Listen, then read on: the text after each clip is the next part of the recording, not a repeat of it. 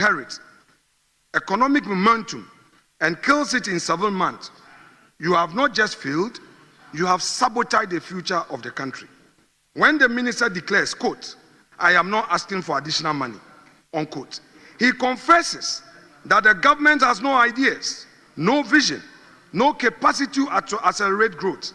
They are undertakers disguised as economists, managing Ghana's economic funeral while calling it fiscal policy.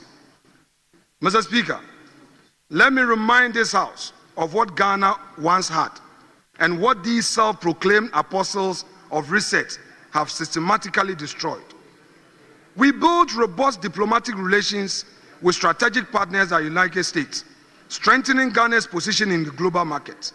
The apostles of reset have assassinated these partnerships with reckless, undiplomatic utterances that are gradually making Ghana a pariah in international circles. We initiated a transformational 1D1F to create jobs, to boost local production across every corner of Ghana. The apostles of reset have murdered this industrial revolution and condemned these initiatives to economic stagnation. We launched the Agenda 111 hospitals to heal our people and create a foundation for medical tourism.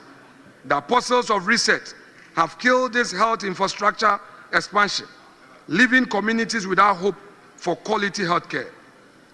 Mr. Speaker, we pioneered planting for food and jobs to feed our people, to ensure food security and create agricultural wealth. The so-called apostles of reset have slaughtered this agricultural transformation, leaving farmers abandoned and food security compromised. All they know is a gold board, gold board, gold board to promote Galamsey. And it came without doubt that on May Day, organized labor, without relenting, boldly confronted this issue and questioned the government's commitment in dealing with Galamsey. Organized labor, speaking through its Secretary General, said that Galamsey within the first 5 months of the NDC administration has worsened. The NDC has not questioned. Mr. Speaker, recently we had the Catholic Bishops' Conference also coming out with a strongly worded statement pointing to the worsening Galamsey situation, all because the government has now legitimatized the Galamsey menace, and Gold Board is now buying and encouraging people to pursue Galamsey. Mr. Speaker, without doubt, we also established rigorous prosecution to recover stolen national resources and reinvest recovered funds into national development. Today, what do we see?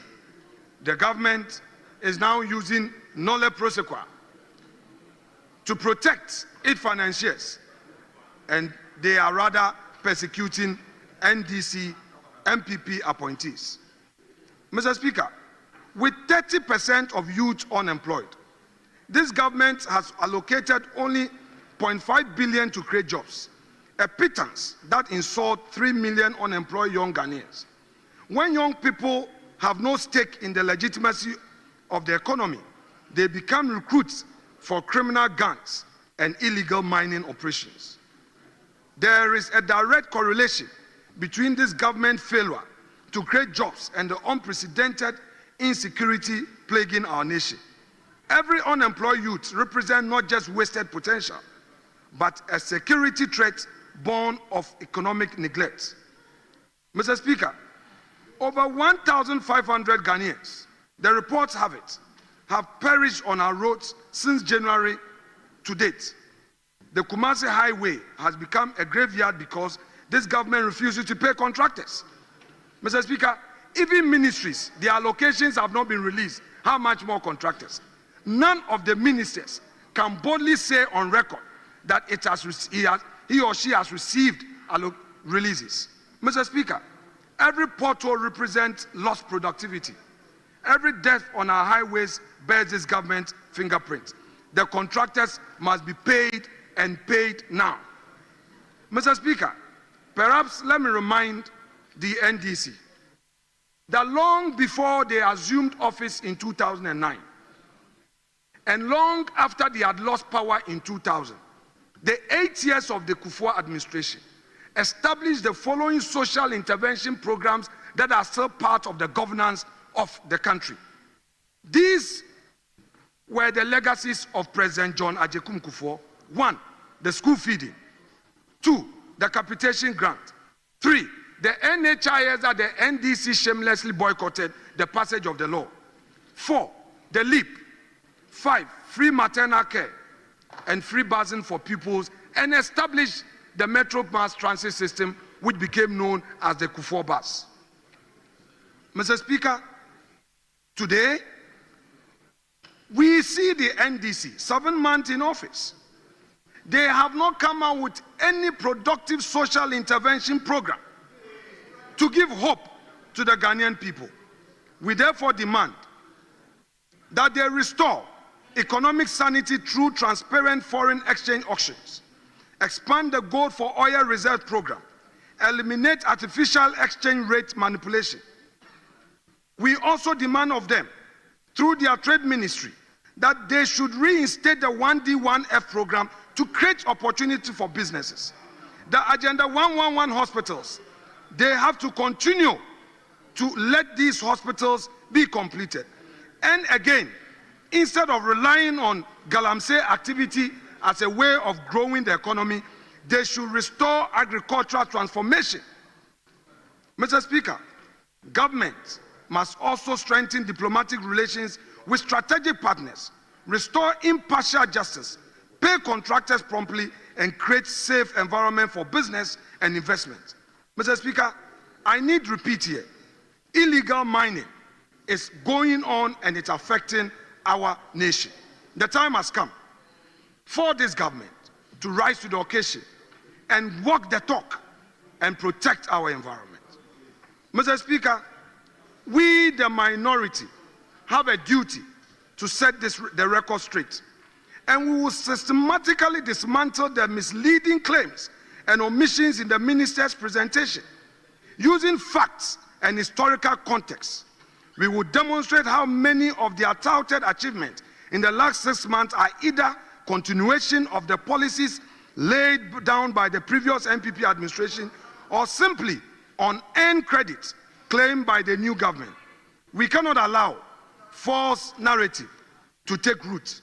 Ghanaians deserve the truth about our fiscal health, inflation trends, currency stability, employment situation, social programs, debt management, and taxation policies.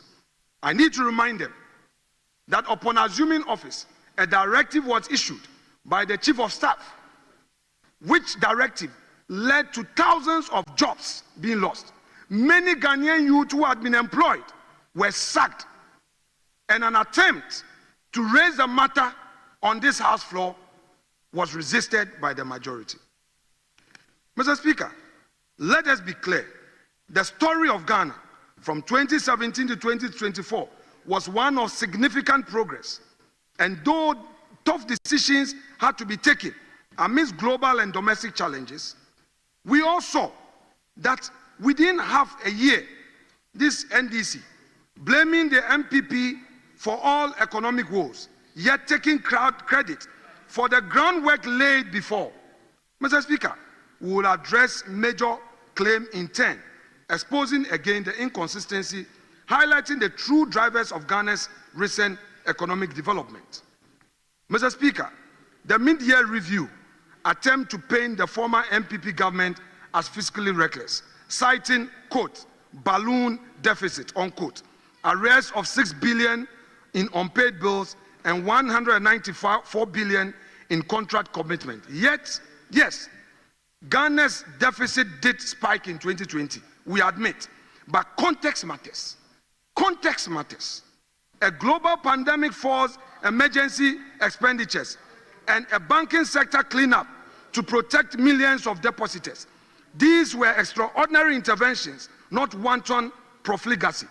If that money that today you claim is 60-40 had not been pursued, where would Ghana be? You mess up the economy, you mess up the banking sector. The billions that went to your financiers that you couldn't take steps to protect. Today, you claim that we mess the economy. The evidence is there, and you've exposed yourself. 60-40 is what you are called on the street of Accra. 60-40. 60-40 is your new name. 60-40. Give me 60, take 40. That is your new name. In fact, Mr. Speaker, the MPP government reduced the deficit sharply upon taking office from 9.3% of GDP in 2016 down to about 6% in 2017 and kept it near 5% through 2019. The 2020 deficit of 17% of GDP was a one-off crisis response mirrored worldwide, which saved lives and jobs. It is disingenuous for the finance minister to label that life-saving effort as reckless spending.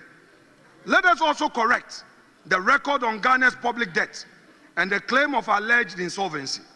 It is true that debt to GDP rose under MPP, no doubt, we admit, from 56% in 2016 to around 80% in 2022. But what drove these? We inherited significant legacy costs, such as the energy sector debt, from their take or pay. They didn't analyze the contract, they didn't scrutinize, and they signed a take or pay contract and left it for a new government to inherit. These power contracts that were signed under the previous administration hit the economy, and it was a drain on public purse. I challenge them to rise to rebut this. We also weathered the external shocks. COVID-19 borrowing to cushion the economy and steep cedi depreciation as global investors pulled back, and they know that. Crucially, we put those borrowed funds into productive use, investing in infrastructure, education. They left their e-blocks, we completed them. Industry and social programs that benefit Ghanaians today. If the state's finances were strained, it was in the course of building for the future and cleaning up of the mess, not to wanton waste. Moreover, Mr. Speaker, we took responsibility for tough reforms to address debt issue. We initiated the IMF-supported recovery program in 2022 and undertook a painful domestic debt exchange program. Mr. Speaker, they lambasted us on this. We paid a high price. We are in opposition. But today, that painful decision that came at a cost to us is what you are relying on to build the economy. Can you deny that? Mr. Speaker, the finance minister boasted that our debt to GDP ratio is at a 5-year low and that the public debt dropped by 113.7 billion in 6 months. Mr. Speaker, this is very misleading. The reality, however, is that no significant amount of debt has been paid off by this government. The statistical drop in debt ratio is largely due to the debt cancellation and restructuring achieved under the previous government, combined with the cedi's appreciation effect. We asked the minister, exactly how much of Ghana's public debt has this government repaid to claim credit for the reduction? The answer is inconvenient, virtually none. Ghana's debt improved because the MPP did the heavy lifting, including a historic external debt operation that achieved $5 billion outright debt forgiveness and 4.7 billion in debt service savings. That is real debt reduction. The current administration merely stepped into an improving situation which was engineered by its predecessors. Mr. Speaker, to further buttress this point, let us recall that under MPP stewardship, Ghana never defaulted on external debt until 2022 crisis hit at the tail end of our term. We consistently met debt service obligations until an unprecedented combination of events forced a brief halt. Even then, MPP swiftly devised solution, the Energy Sector Levy Act, to systematically pay down energy liability, fiscal responsibility law, capping deficit at 5% of GDP to instill discipline, and the debt exchange to restore sustainability. These are actions of responsible government, and we are proud we took such decisions, not a reckless one. The media review blasts our administration for high debt, but conveniently omit that by end 2024, Ghana's debt to GDP had actually fallen to about 70.5%. This decline was the fruit of the painful haircut and fiscal adjustment we undertook to reset the economy. Again, we take responsibility. We say sorry to Ghanaians. We had to take a painful decision to implement this, but you are taking advantage of these painful decisions without giving credit to us. Who is hypocrite in this matter? You are the one found wanting, and indeed, you are the political naysayers. You engage in double standard, and you are engaged in political hypocrisy. In short, the MPP cleaned up a grave situation, and now the new administration touts the cleaner floor as if it were their own accomplishment. What have you put in place? None. Mr. Speaker, let us address the narrative of wasteful spending under the NPP. The minister derided the former government expenditure as waste, yet we recall vividly that in 2020, the same NDC was loud, calling for a greater expenditure on COVID-related activities to alleviate hardship. They said so in this very chamber. They talk of debt unsustainability today, but their solution so far has been to go back to the IMF and rely on new borrowing under stricter conditions. The truth is that the MPP invested in Ghana's future. We rolled out transformational policies like the free SHS, built roads, 13,000 kilometers of roads.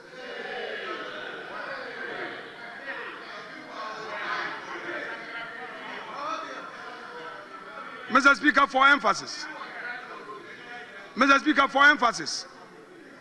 We introduced transformational policies to build the human resource capacity of our youth, such as the free SHS. Why are you quiet? We built 13,000 roads across the country and initiated the 1D1F to stimulate economic growth. Mr. Speaker, those investments are yielding dividends for our people.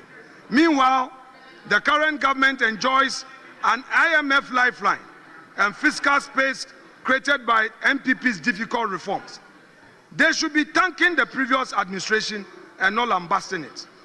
Mr. Speaker, the finance minister boasts that inflation has plunged from 23.8% in December 2024 to 13.7% by June 2025, implying some miraculous stabilization by the new administration. Mr. Speaker, Ghana's inflation story requires a longer lens. Yes, inflation is down from its peak, and that is good news for everyone. But we must remember why inflation spiked in the first place and how this trend was already reversing before January 2025. The reality check is that, Mr. Speaker, Ghana's inflation soared in 2022, peaked at over 50% year on year by December 2022, the highest in 22 years. This was not because of domestic fiscal indiscipline. It was largely imported pain, global supply shocks, COVID-induced supply chain disruptions, a surge in international oil prices, and the Russia-Ukraine war impact on food and fuel.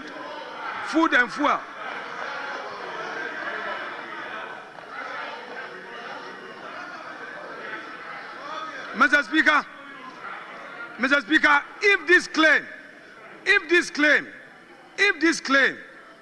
if this claim by us, and will not shift, if this claim by us is unacceptable to our colleagues who are now in government, then I ask, why did President John Dramani Mahama recently say that the situation in Middle East would have effect on the economy? Therefore, he is inviting the finance minister and the energy minister to sit together to review certain government policies. If international shocks have no effect, why did the president complain that the Middle East crisis is having an effect on the economy? What a shame. Mr. Speaker, we saw transport fares up. We saw the price of imported foods going up and staple prices surged worldwide. Ghana, being a small open economy, could not escape this wave. Mr. Speaker, the minister's own figure of 23.8% in December 2024 reflect this progress. To put this in perspective, pre-crisis inflation under MPP was lowest in decades. We ended 2019 at just 7.9% inflation, well within single digits. So while 13.7% in June 2025 is certainly much improved from the height of 2022, which we admit, it is not some unprecedented for a 4-year low, as the minister suggests. In fact, it is higher than what we achieved in normal times before the global crisis. And what has changed in 2025? The sharp disinflation is the first half of 2025. It's largely a continuation of the trend that MPP set in motion under the IMF program and our economic recovery policies. With stable fuel prices globally and the cedi regaining some strength, prices of imported goods began to ease. The minister himself admits that the recent inflation drop, quote, is not by chance or sheer luck, unquote. Indeed, this was by design of policies that began under the Nana Addo Dankwa Akufo-Addo government. Mr. Speaker, it was MPP that negotiated the IMF support package, which restored investor confidence and unlocked funding. It was MPP that started the Gold for Oil program to moderate fuel prices, and it was MPP's fiscal adjustment that reined in excess liquidity. But to claim, so credit, or trumpet it as a vindication of 6-month work is premature. Ghana's inflation was already coming down, and the global condition provided a tailwind. There has been no bold new anti-inflation strategy from the current government beyond sticking with the IMF guided path set earlier. Let us also recall that Ghana's longer inflation history for this House. Mr. Speaker, under the previous NDC government, that is 2012 to 2016, inflation was often run in mid-teens and even surpassed 17%. At one point, Ghana faced hyperinflationary pressures. Indeed, going back further, we had over 40% inflation in 2000 and had to redominate the cedi in 2007 due to cumulative high inflation eroding the currency's value. In the year 2000, the government in power was your party. It was NDC, and you took us to a 40% inflation. Now, those storms are passing. Inflation is naturally receding. The NDC cannot credibly claim to have fixed the inflation in 6 months, when the truth is that in Ghana was already healing. We caution that the 13% inflation is still higher than our pre-crisis norm. There is more work ahead to bring it fully into single-digit target band. That work requires consistency, prudence, not celebratory lapse after just half a year. I urge the finance minister, release monies to your ministers. Your ministers are idle. Your ministers are not working. Release their allocations to them. Pay their contractors. Mr. Speaker, the media review makes much of the Ghanaian cedi performance, with the minister jubilantly declaring cedi no apeke. He even claimed the recent cedi appreciation has never happened in the history of the country. Mr. Speaker, let's analyze this carefully. It is true that in the first part of 2025, the cedi strengthened against major currencies, an undoubtedly positive development, and we admit. But what are the underlying causes, and is this sustainable, I ask? First, context of 2022 must be highlighted. Yes, the cedi was one of the world's worst performing currencies that year, depreciating steeply, at one point losing over half of its value. It's a matter of public record. But again, this does not occur in isolation. I dare argue.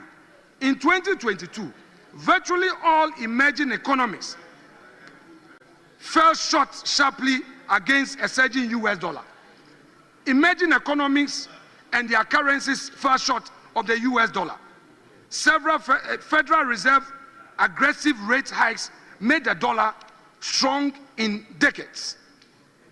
As I've already mentioned, the Ukraine conflict drove oil and commodity import costs up, sucking foreign exchange out of countries like ours. Ghana also faced a momentary loss of investor confidence before the IMF deal, which had forex inflows. In short, the 2022 was a storm for the cedi, and I concede. But I dare argue that despite all of this, the MPP government stabilized the cedi in 2023. After reaching its weakest point in late 2022, the cedi slide was arrested and partially reversed.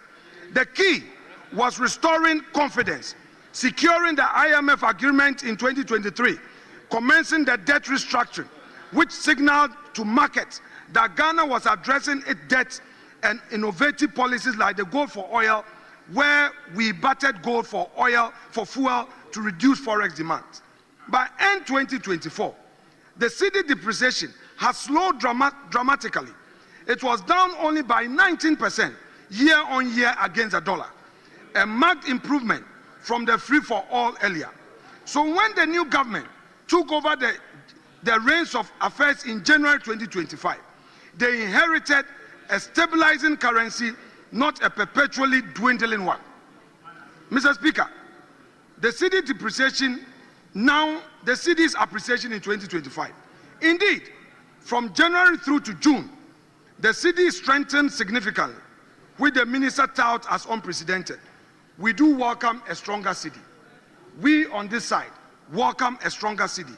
It eases the burden on import costs and brings some price relief to Ghanaians. However, claiming this as a proof of some unique NDC prowess is misleading.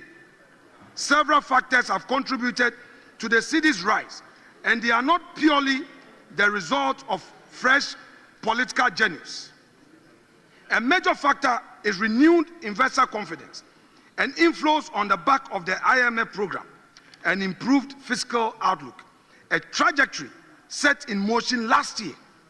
Another factor is Ghana's record high gold exports and remittances in late 2024. Mr. Speaker, let me remind the NDC, whereas they have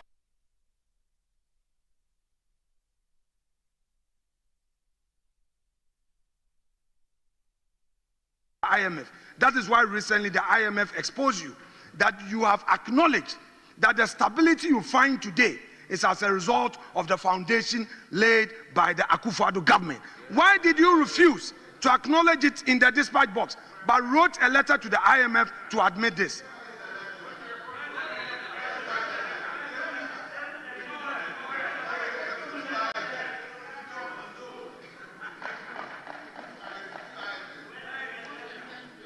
Mr. Speaker, these inflows from the IMF shored up our reserves.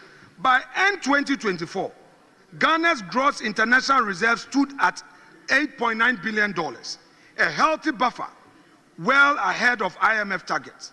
The minister in mid-year review proudly announces that reserves have further risen to $11.212 billion by June 2025. What he failed to clarify was that the $8.9 billion of that was inherited from the previous administration's efforts. The new addition in the first half of 2025 was just about $2.2 billion. Significant, yes, but not miraculous, given favorable trade winds and carryover programs. Crucially, Mr. Speaker, the Bank of Ghana's heavy intervention in the forex market has played an unsustainable role in propping up the cedi. And this the IMF has pointed out. This the IMF has pointed out, yet you are quiet. Despite earlier denial, it took the IMF to reveal that the first quarter of 2025 alone, the BOG injected $1.4 billion of reserves into the market to support the cedi. Have you told Ghanaians this? Was this included in your media report?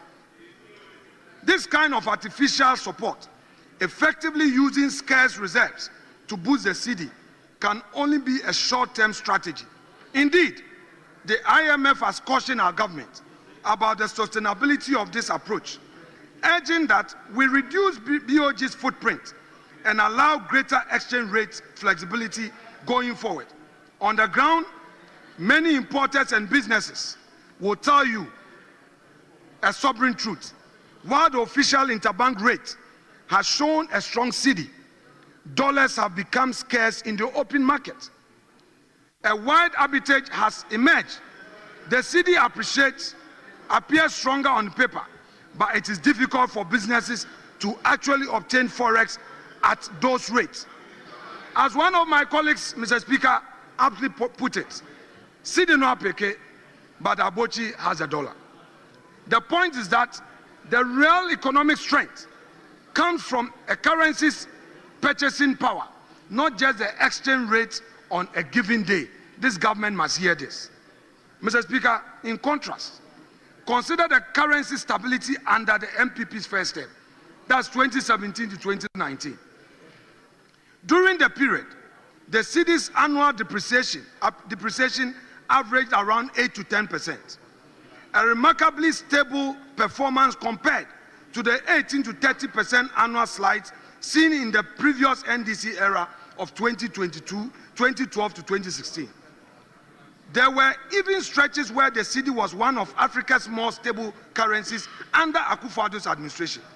We achieved this through disciplined fiscal management and innovative schemes like forex auctions and improved exports. It was only when external crisis hit that the cedi wobbled, and when they did, MPP was innovative. Mr. Speaker, now let me turn to their so-called 24-hour economy. They claim that they have introduced something they call 24-hour economy.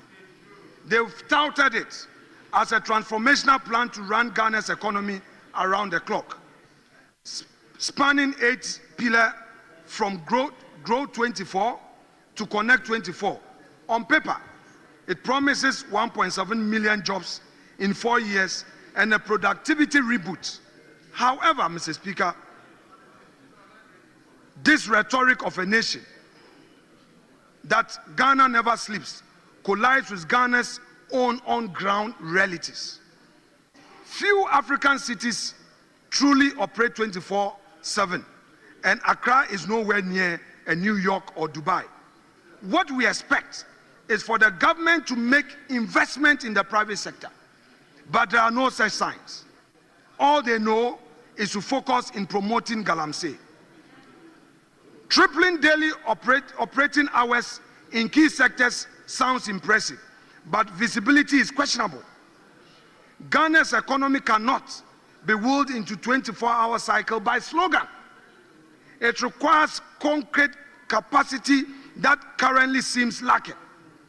There is a lack that this grand vision remains largely rhetorical, with little change on the factory floor or the farm gate beyond normal business hours. A glaring weakness of this 24-hour economy program is its heavy reliance on financing that may never fully materialize. The initiative cost is pegged at around $4 billion. Yet government is only committing $300 to $400 million as seed capital. The rest is expected from the private sector, a lofty assumption in Ghana's current climate. But I dare ask, what are the incentives for the private sector? A situation where instead of creating jobs, reforms at ECG, reforms were started, pursue, and we will support you. What you are instead doing is coming out with new levies, because that is a convenient way. We want to tell you that if you are serious about this 24-hour economy, your duty is to undertake reforms and focus on agriculture. What you are doing will take you nowhere. You cannot continue to impose levies. At ECG, you started with 14% and then ended with another 2.7%. Then you came with another doomsday levy, all in an attempt to resolve the crisis. Yet, the key thing to pursue, which is a reform, you have abandoned it. Are you serious, or you are still in rhetorics? Mr. Speaker, now they claim a certain big push, and they have selected certain roads that they claim that these roads will be constructed. Mr. Speaker, we wish them well. However uneven we found these to be, at least we want to give you the chance. Let's see how you roll them out in the next 6 months. Mr. Speaker, we call on the NDC to acknowledge the investment that were made in the educational sector. Happily, Dr. Educhum is in this chamber. The investment made by he and Matthew Opoku Prempeh as sector ministers. Mr. Speaker, in the education ministry, not only did we roll out the free SHS, we also, Mr. Speaker, came up with a TVET, make sure that the TVET was free, and also introduced a STEM program. Mr. Speaker, you may have to. Mr. Speaker, to date. Honourable member, just address the chair. Very well. Mr. Speaker, to date, over 3.1 million Ghanaian students have benefited from the free SHS. They've gained access to education, a thing that many Ghanaian youth never dreamed of. Mr. Speaker, the NPP must be commended. Mr. Speaker, we would want to conclude by urging the NDC. You have an opportunity to govern. Focus on governance. Create a Ghana that is an opportunity for all. Stop hounding the Chief Justice. Stop politicizing the judiciary. Focus on a Ghana that will be attractive for all. Focus on a Ghana that all of us will be proud to be citizens of. Do not think that the power you have will last forever. The power you have is left with 3.5 years. Mr. Speaker, we have had our chance. We've made our mistakes. We have come out, we've chalked successes. And we admit that we couldn't have been perfect. But the expectation is that you who said you could do it better, can do it better for all to see. Mr. Speaker, that said, and without more, I would want to thank you for the opportunity granted me. And may God bless our homeland, Ghana. Thank you.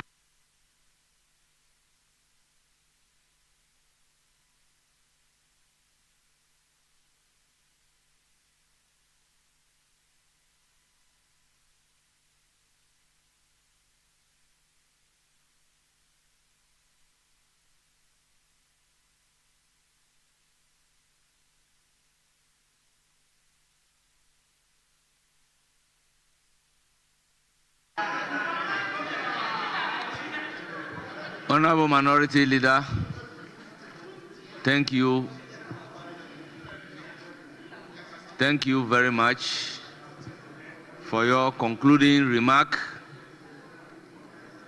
Honourable members, before giving the floor to the Majority Leader, kindly indulge me to acknowledge the presence of visitors at the public gallery. First on the list is Philomena Tete, Mr. Keane, Daniel Tete, Samuel Tete. They are from Brussels, Belgium, all the way coming to our parliament to witness our proceedings. Then we also have Cyril Keane Tete and Curtis Keane Tete. They are also from France. Then I have my own classmate, Lieutenant Colonel Corbier Esquire. He's also in our midst. I will then proceed to give the floor to Honorable Majority Leader for his concluding remark.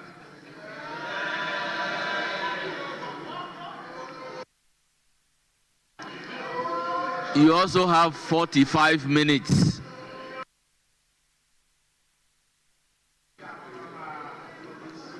Thank you very much, Right Honorable Speaker And let me also thank my colleague, the minority leader, for his remarks on the mid-year budget, mid-year review of the budget statement that was presented to this House. The motion before this House is that this Honorable House approves the mid-year review of the budget statement and economic policy of the Government of Ghana for the 2025 financial year. Mr. Speaker, I have spent some time in the chamber and listened to the debate by colleagues on both sides of the aisle, and I must say that I have been impressed by the industry and the research that especially our new entrants to the chamber have put into their preparation for the debate. I highly commend our first-timers and their contributions. Mr. Speaker, we have just listened to my colleague, the minority leader, and I think that as he spoke, I recalled our days in this chamber with he and Chairman Sabonsu as majority leaders. Indeed, the beginning and the end of Ghana's economic problems was in Ukraine.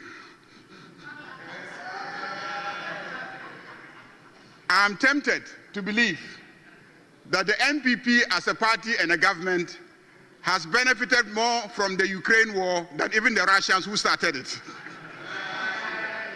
I won't be surprised if Ukraine sues NPP, because the NPP has overexploited the war. Mr. Speaker,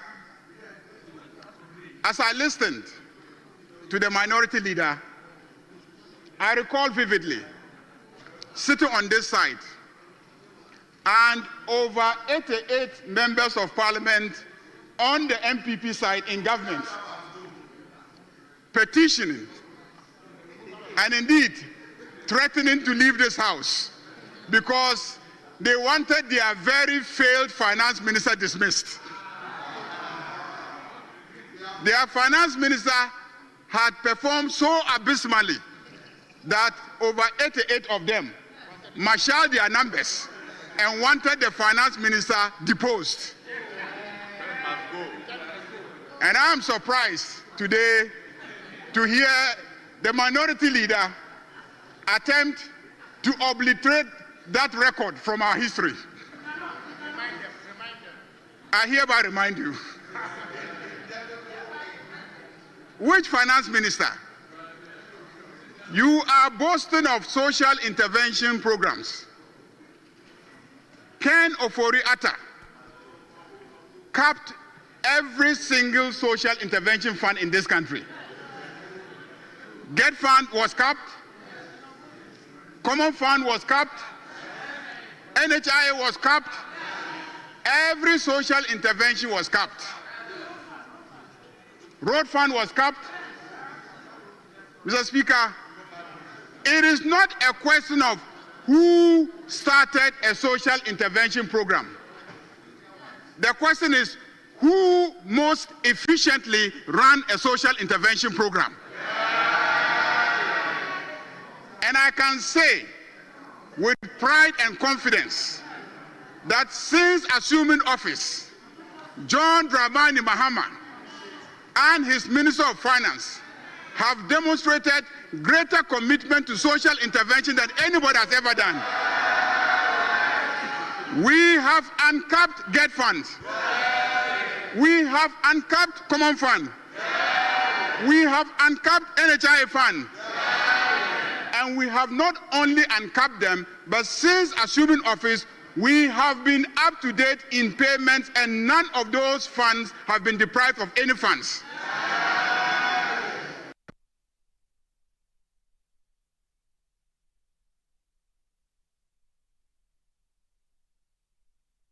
them to the letter of the laws that establish them. Mr. Speaker, I almost laughed and fell from my chair when he mentioned that President Akufo-Addo constructed 13,000 kilometers of roads. 13,000 kilometers of roads. 13,000 kilometers of roads.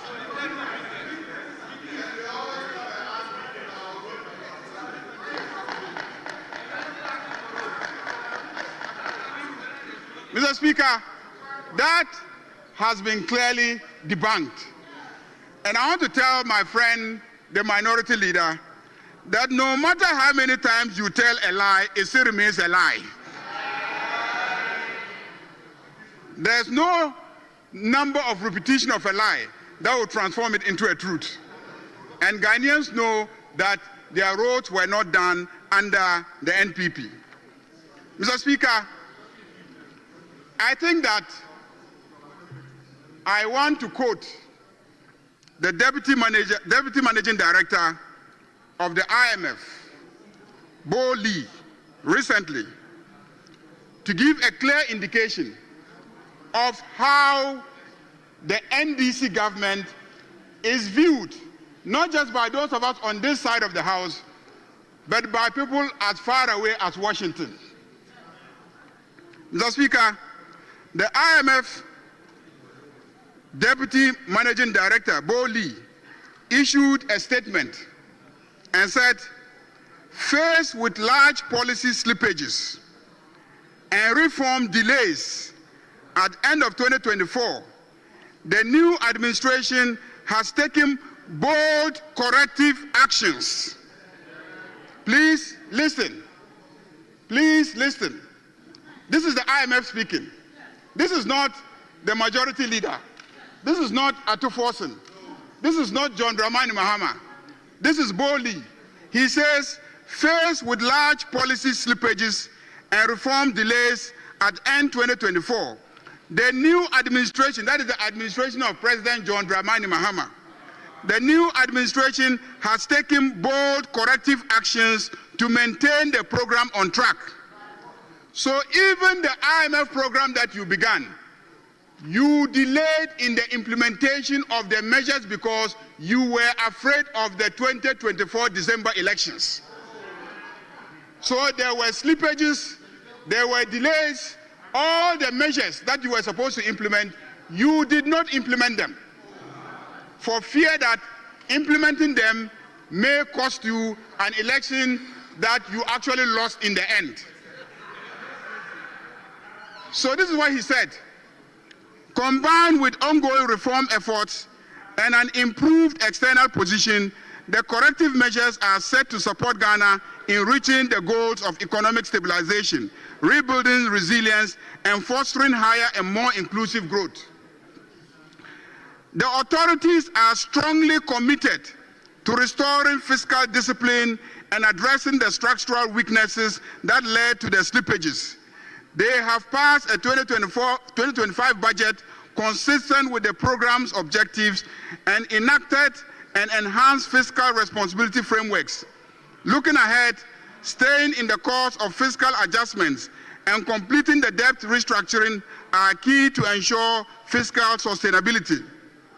Mr. Speaker, so it is not just the minister, but the IMF have given a clear indication that the measures we have put in place are the right measures.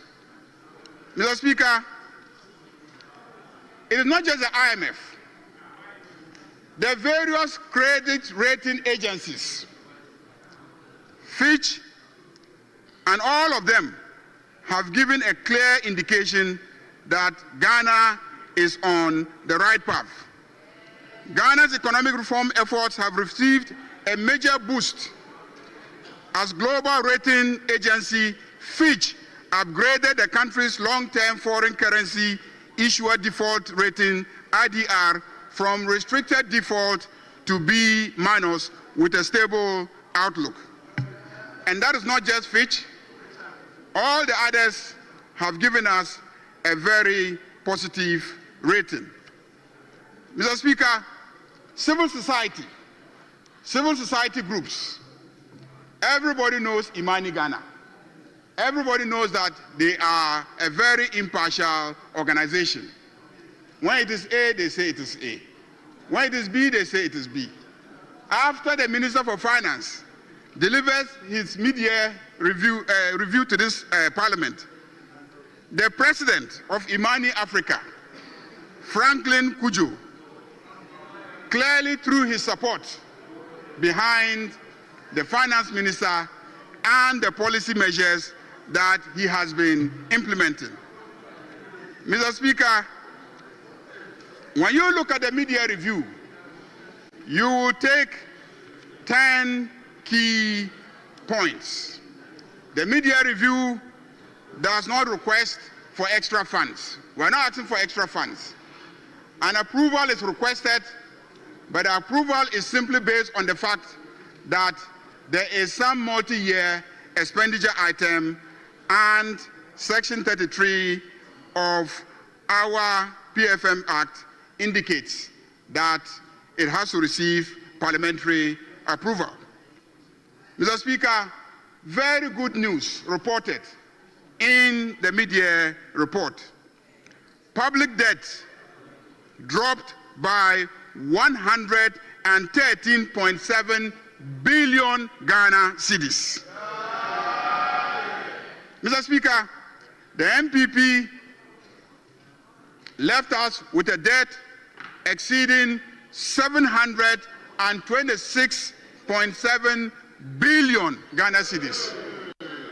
726.7 billion cedis. Mr. Speaker, within 5 months of becoming the finance minister, Atuforsen was able to drop this debt up to 113.7 billion Ghana cedis. This is clearly unprecedented.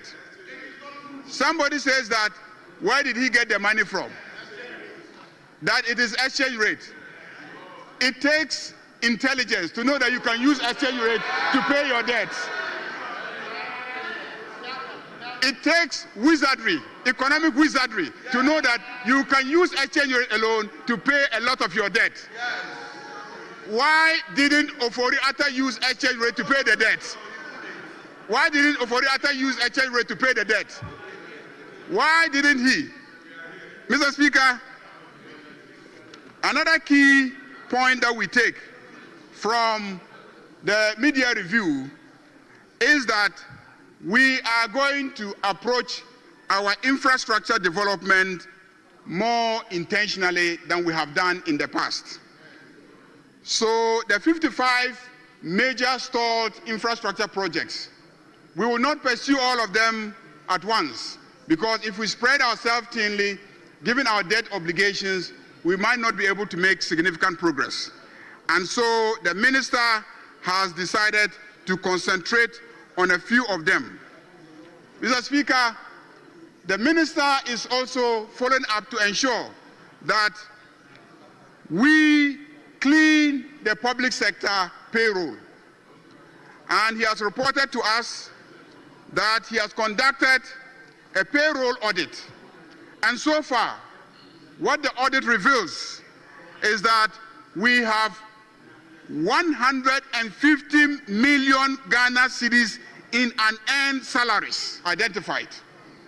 150 million Ghana cedis in unearned salaries. This highlights the level of corruption that has pervaded our public sector. That we cannot verify 14,000 workers, and that 53,311 separated staff are still drawing salaries.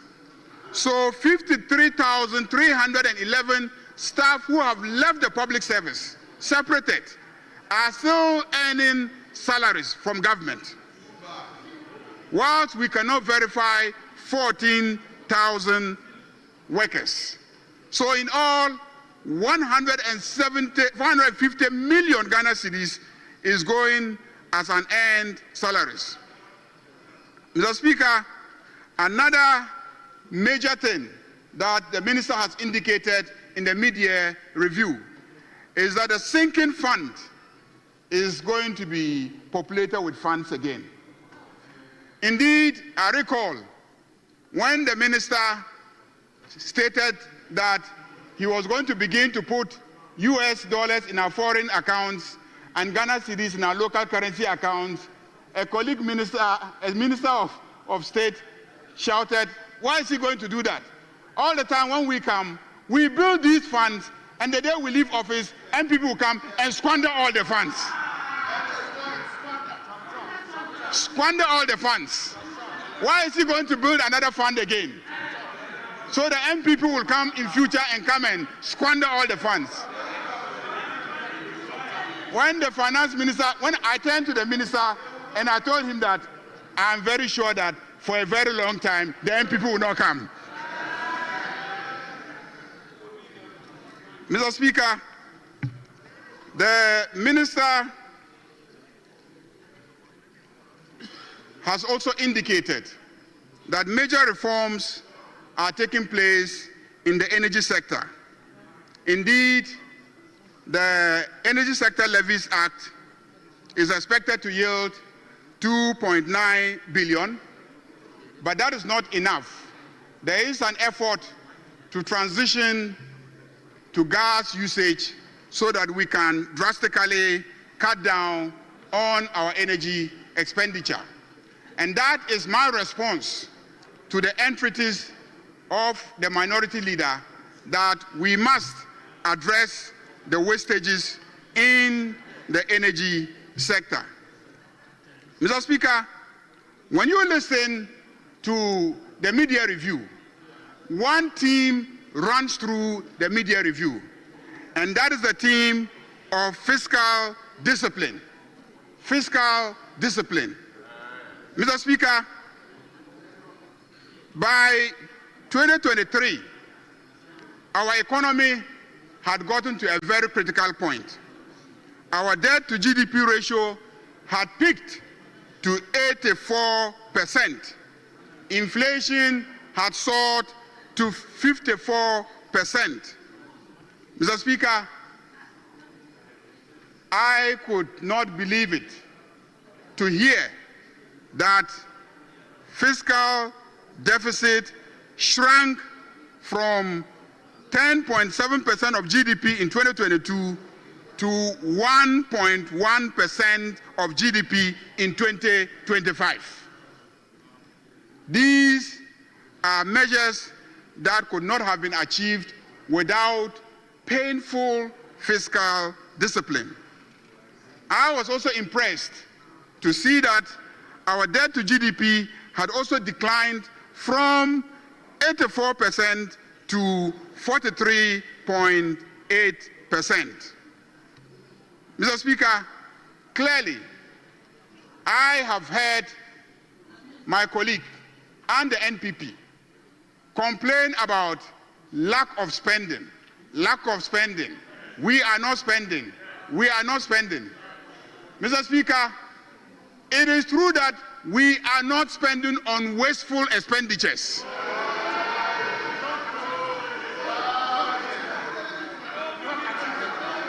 Mr. Speaker, Mr. Speaker, Mr. Speaker, what is the value? What is the value to the state when you spend 280 million Ghana cedis building a structure that you are supposed to spend 81 million Ghana cedis building? What is the value to the state? So that you can boast that you were spending, and you spent 280 million Ghana cedis to build the Bank of Ghana headquarters when you were told that you could build the structure with 81 million Ghana cedis. Mr. Speaker, what is the value? What is the value of spending? What is the value of spending when you spend hundreds of millions of Ghana cedis to dig a hole in the name of building a cathedral for God? What is the value of spending? How can you commend yourselves for spending when you are spending monies digging holes and cathedrals were not emerging from those holes? Mr. Speaker, it is true that we may not be spending as much as you would want us to spend, but that is because we will not engage in wasteful spending. Mr. Speaker, I have heard the minority leader's response to the minister's accusation that the inadequacy in terms of revenue generation is as a result of smuggling. But that is the truth. There is excessive smuggling. And on this score, I will urge the security agencies to be up and doing to try and reduce the levels of smuggling that we inherited. Mr. Speaker, the Minister for Finance has to be commended for the leadership that he has demonstrated in navigating our economy through turbulent global headwinds. I have heard the minority want to go back to Russia-Ukraine war. This morning, when I left my house, I was watching CNN, and even yesterday, Russia has sent some bombs into Ukraine and bombed some buildings. So the Russia-Ukraine war has not ended, and yet the city has rebounded. Russia is still firing missiles into Ukraine, and yet the Ghana city has become stronger. Russia is still firing missiles into Ukraine, and yet the cost of fuel products in Ghana has reduced. Russia is still firing missiles into Ukraine, and yet the price of maize has reduced. Russia is still firing missiles into Ukraine, and yet the price of sugar has reduced. Russia is still firing missiles into Ukraine, and yet the price of rice has reduced. Can you explain to Ghanaians why for all these years you have heaped every misfortune of Ghana on poor Ukrainians and aggressive Russians, when today they can see that Russia is still firing Ukraine and yet their economy is getting better? Mr. Speaker, it is obvious that the NPP spend most of their tenure misleading Ghanaians and lying and attributing every misfortune to the Russians and the Ukrainian misfortunes. But it is obvious that Aban Papa has come, and Ghanaians are seeing the difference, that their city has become stronger, the dollar has become weaker, the British pound has become weaker, the major foreign currencies have become weaker in relation to the Ghana cedis, and the Ghana cedis has appreciated in an unprecedented manner in recent history. Mr. Speaker, they have seen also that interest rates have reduced. I heard the minority leader saying that the NDC government is doing nothing about the private sector. Doing nothing about the private sector? How true is that? Do you really understand the private sector? Do you really understand the private sector? You are champions of the private sector. Mr. Speaker, the champions of the private sector drove interest rates to 40% to an extent that the private sector could not borrow from our banks.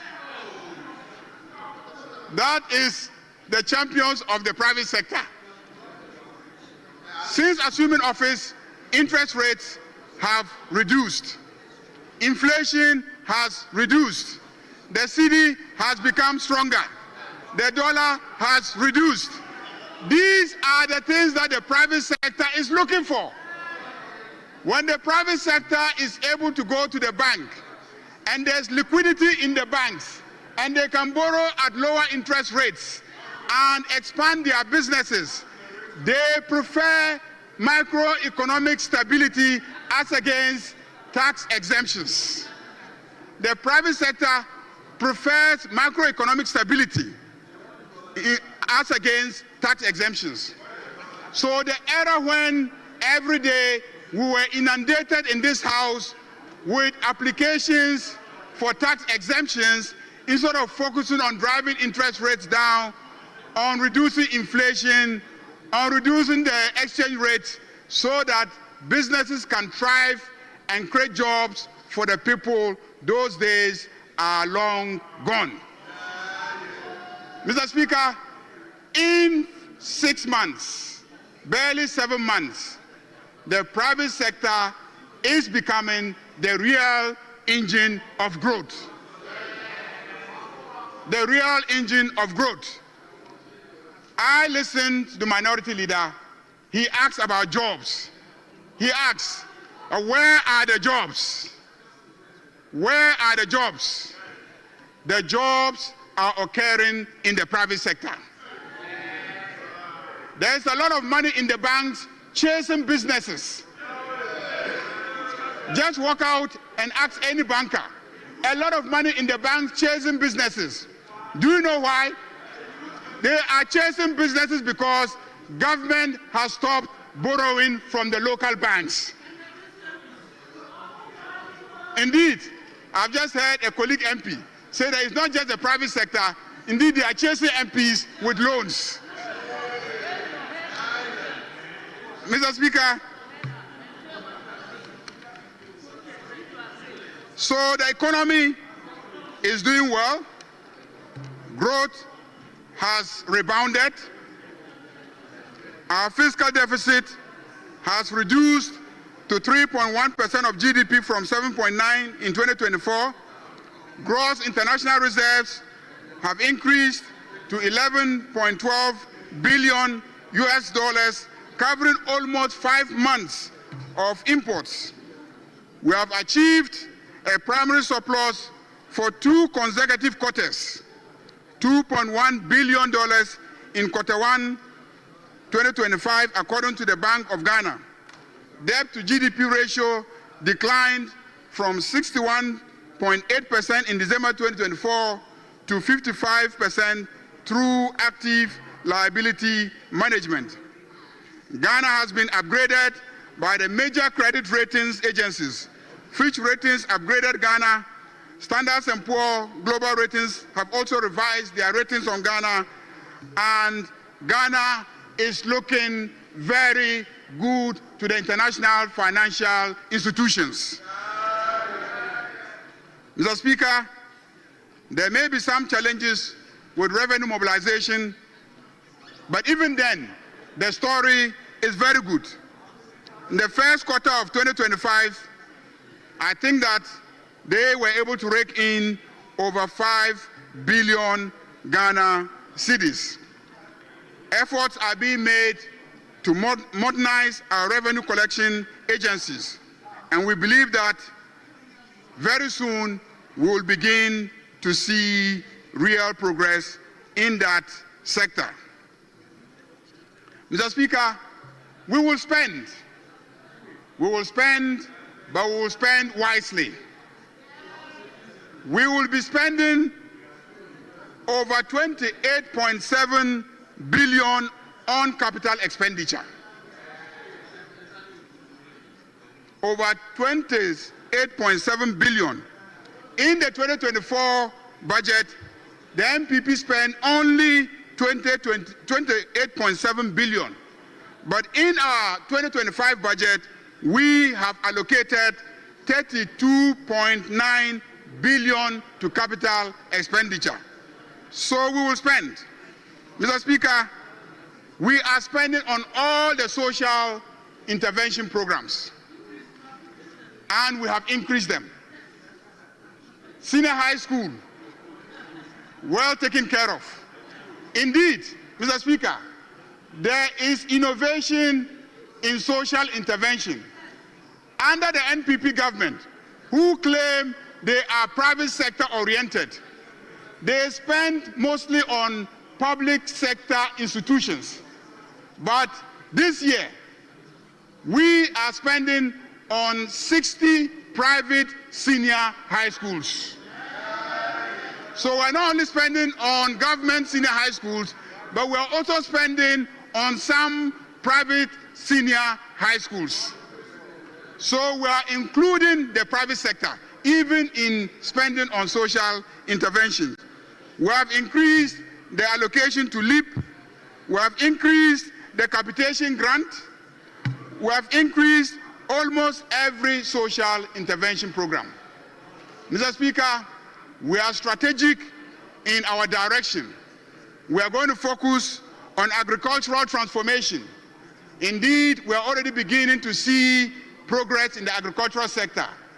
In the media review, we are told that agriculture led in the growth figures of this half year. So clearly, we are making progress in the area of agriculture, and that is how we intend to drive down food inflation. Mr. Speaker, we are investing in the Development Bank, and the Development Bank has already announced a 500 million financial support program for the agricultural sector. Mr. Speaker, we're expanding the digital economy, and Mr. Speaker, our abolition of the obnoxious electronic levy has given confidence, and many more people are involved in electronic transactions.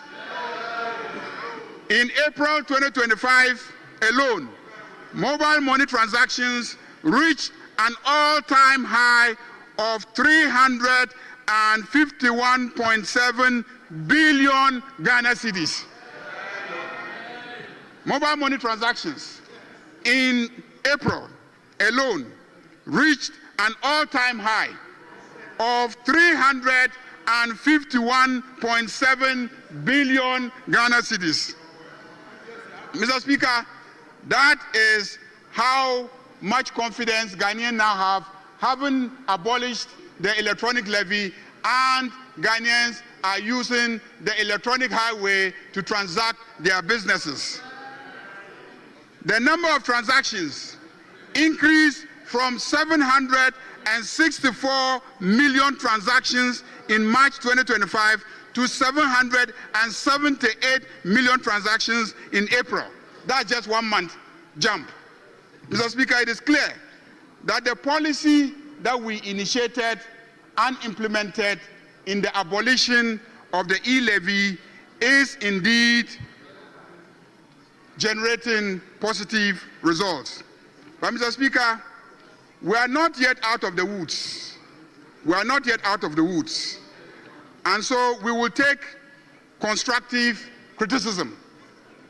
We need to continue the fiscal discipline. We need to spend, but spend in the right places. We need to fight corruption. We need to transform our governance. We need to create jobs for the youth.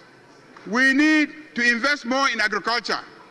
And I can see that when you read the new initiatives outlined by the Minister of Finance, these are the new focus areas. So we have launched the jobs for the youth. We have also launched and established the gold board, which is also having an impact in terms of the reduction in the dollar rate to the cedi. And all these interventions are generating positive results. But most importantly, Mr. Speaker, This NDC government is a government that has kept every promise that we have made to Ghanaians so far. Mr. Speaker, we promised to establish a lean government, and we have established a lean government. We have appointed only 60 ministers of state and deputy ministers of state, because that was what we promised Ghanaians. We have abolished the development authorities, except the Northern Development Authority, which originally was what was agreed upon until the whole area became flooded with all sorts of development authorities. Mr. Speaker, the fight against corruption continues relentlessly, and the Attorney General and Minister of Justice is going to prosecute all those who are involved in corruption under the MPP administration. And we will not be deterred. We will not be deterred.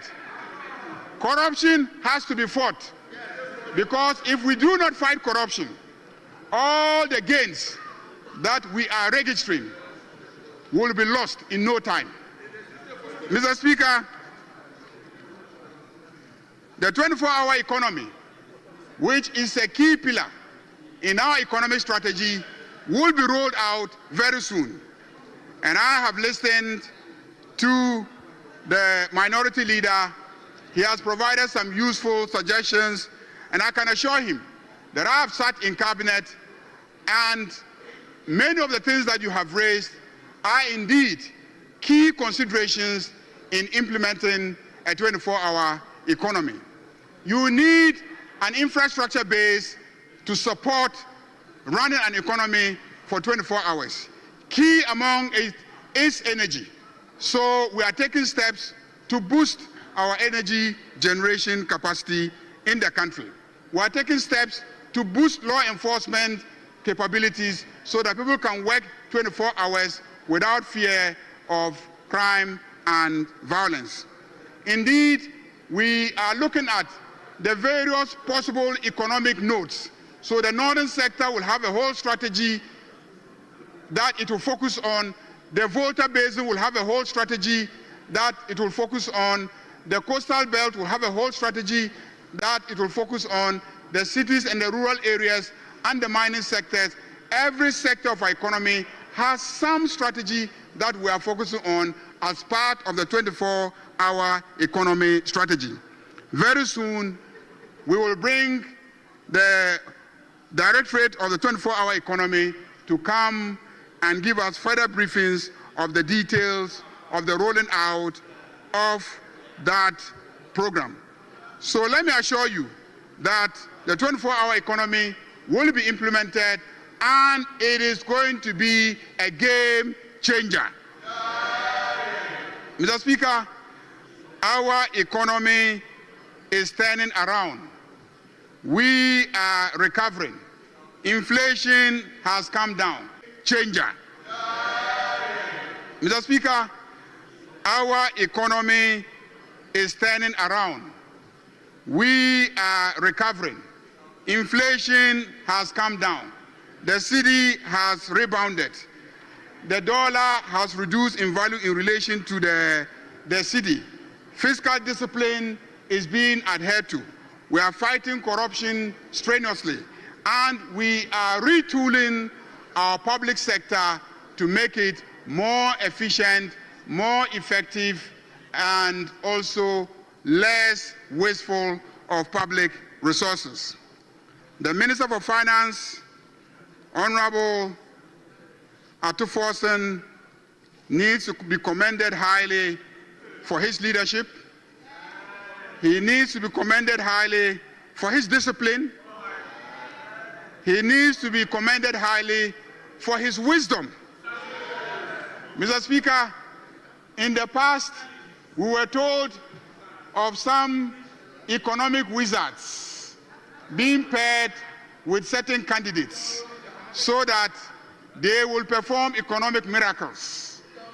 When those wizards assumed office, all the children in the village were crucified. Mr. Speaker, the economy was brought to a standstill. It collapsed. Atuforsen is not a vice president. Atuforsen is just one of us, a colleague member of parliament that we elevated to the Ministry of Finance. And within 7 months, he has done things that have never been seen in the history of the financial management of this country.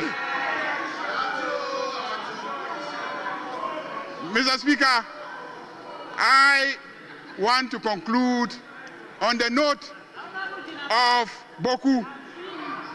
Mr. Speaker, we are not running away from Boku. We, NDC government, we are not running away from Boku. Mr. Speaker, Mr. Speaker, Mr. Speaker,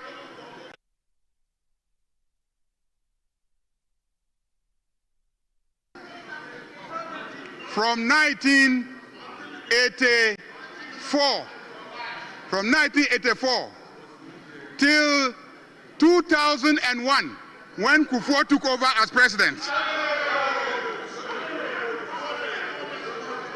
That is it. Those are the facts.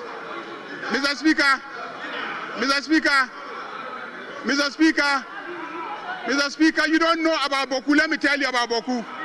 And you can go and check the records. If you want us to debate it, I can fix a date and we'll debate it and I'll give you the records. Mr. Speaker, the problem in Boku was caused under the NPP administration. Under the NDC NPP administration. That is what happened. Once Akufo-Addo was president, he allowed somebody to be appointed as a rival chief in Boku, and that is the cause of the problem. And once Akufo-Addo was president, that rival chief was taken into Boku. That is the cause of the problem of Boku. And I am assuring you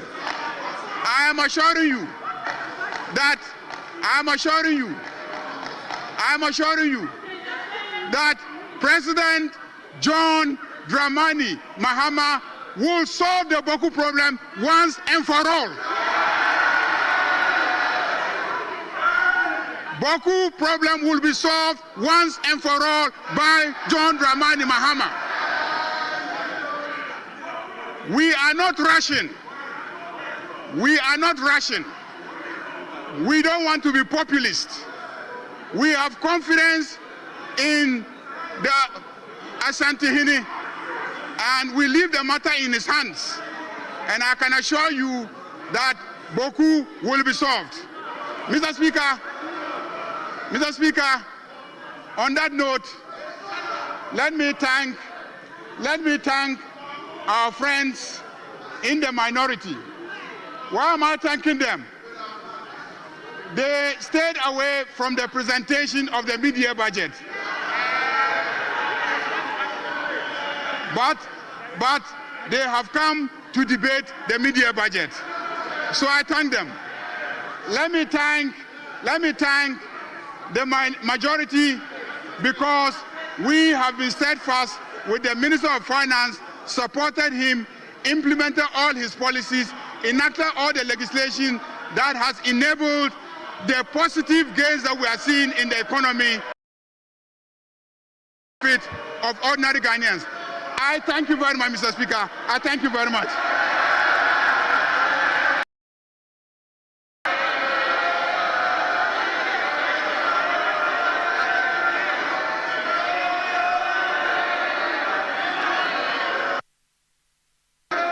Leader.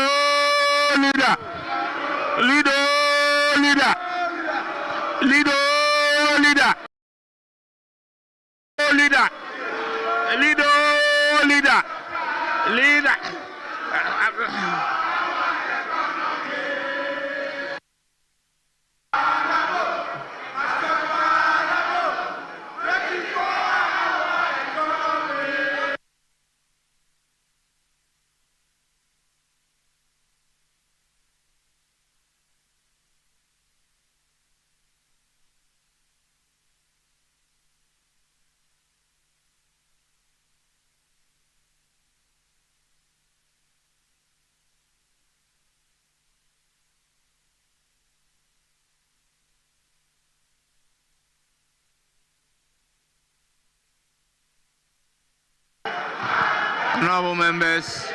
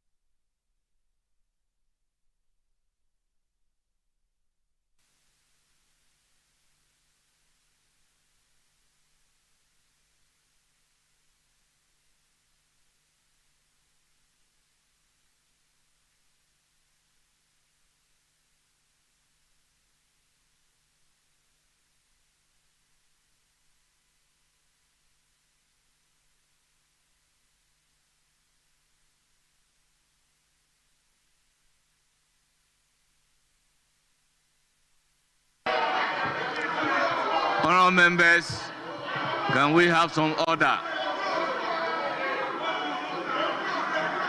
Honorable members, order.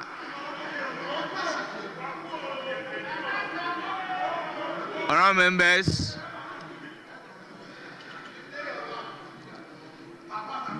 may I please ask whether the minister responsible for finance will want to conclude, make a concluding remark.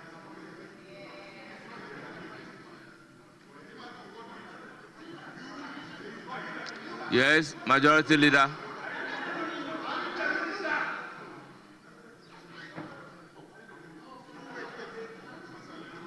Mr. Speaker, I know my brother, Honorable Afenyo Markin, the Osahini.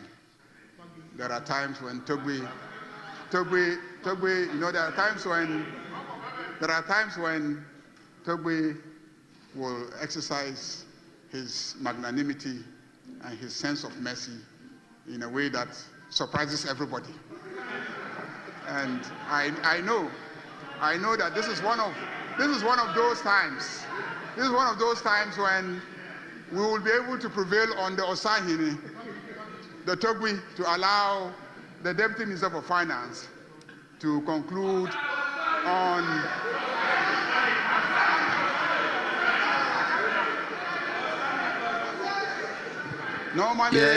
Normally, when we have finished, the ministers are allowed to thank us for the messages, the arguments, the debates, the pieces of advice, and constructive criticisms that are embedded in this debate.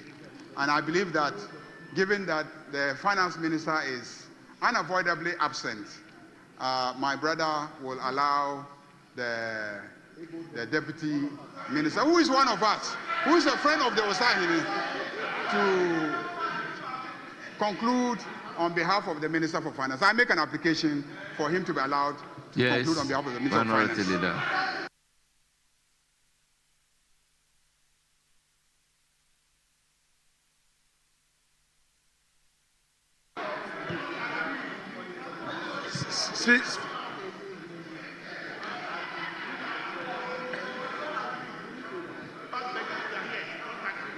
Speaker, with respect,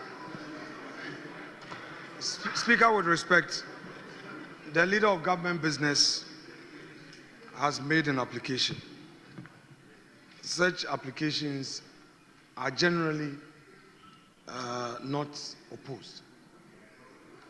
But since he says that the Deputy Minister is going to thank us and also going to assure us that he will carry the sentiment of the House to government, I pray that this will be done. Mr. Speaker, our respected friend Ampim loves to debate. The past days that we started this debate, I didn't see him on the list. I know that he would be tempted. Mr. Speaker, I know that he will be tempted to debate, but yes, please. I know that he will be tempted to debate. Therefore, Honorable Deputy Minister, you know that we have a long way to go in this House. Don't breach trust. Don't breach trust. Don't throw any low blow. Mr. Speaker, Mr. Speaker, I will yield to the prayer of the Leader of the House.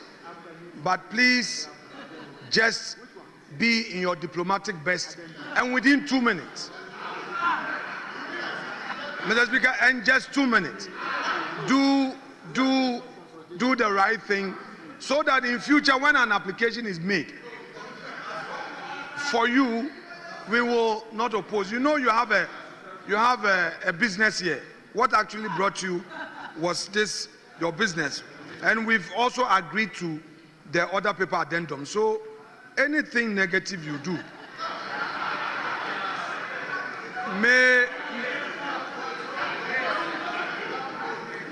Honourable Minority Leader, may affect. I can assure you that the Deputy Finance Minister will not do anything negative. Mr. Speaker, I just also want to say this to assure my back. Yes. That he will do the right thing. Very well. Mr. Speaker, thank you very much. Well. Before giving the floor to the Deputy Minister for Finance, let me acknowledge the presence of Project Abroad, led by Theophilus Etu Jonah, Regional Coordinator. They are from various countries: Germany, France, USA, UK, and Colombia. They are 15 in numbers. On behalf of the House, I welcome you. May you have a fruitful stay. Yes, Honorable Deputy Minister for Finance, you have the floor.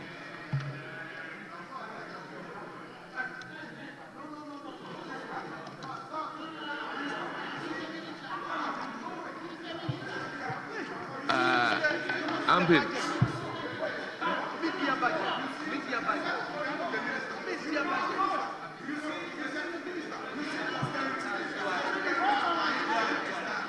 Thank you, Mr. Speaker.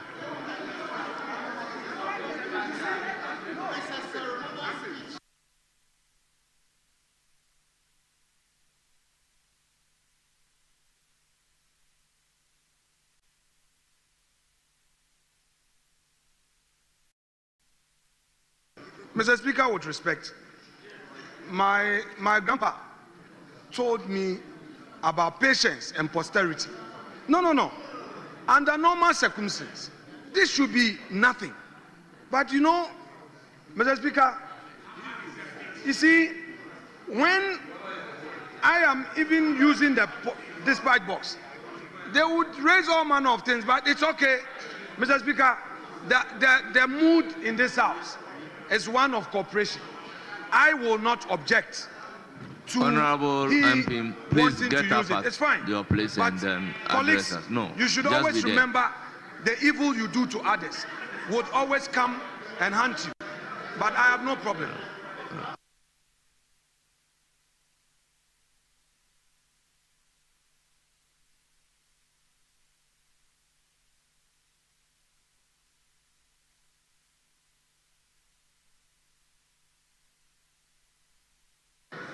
Thank you, Mr. Speaker.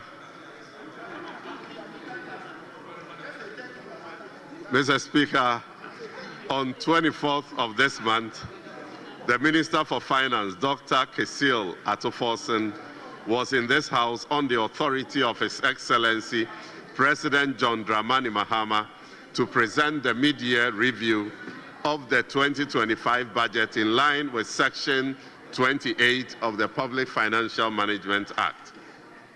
Subsequently, Mr. Speaker, as has been the practice in this House, and in accordance with our standing orders, members have taken turns to express their opinions on the statement presented by my boss. Mr. Speaker, today I count myself the luckiest Deputy Minister in President Mahama's administration because Ato is the best minister any deputy can wish for. It seldom happens that a Minister for Finance will yield such an important podium to his deputy. Dr. Atoforsen, God bless you. Mr. Speaker, may I take this opportunity to thank honorable members for an engaging debate, some made in good faith and others with obvious mischief and misrepresentations.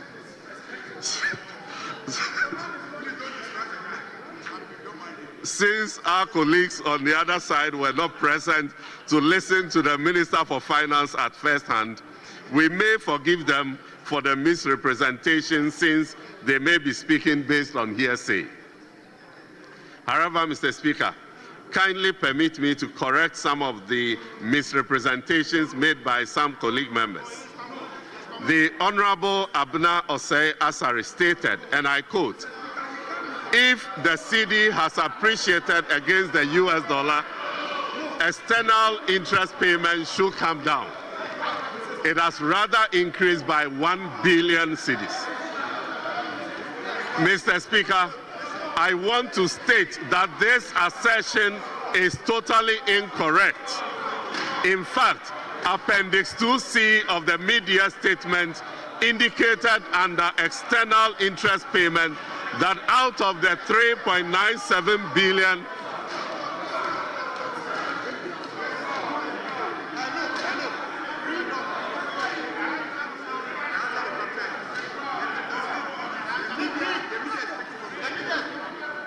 In fact, Appendix 2C of the media statement indicated under external interest payment that out of the 3.97 billion cedis that was programmed to be paid within the first half of the year, 3.7 billion was actually paid, resulting in a savings Honorable of Deputy Minister. 179. Honorable Deputy Minister, hold it. Yes, Minority Leader.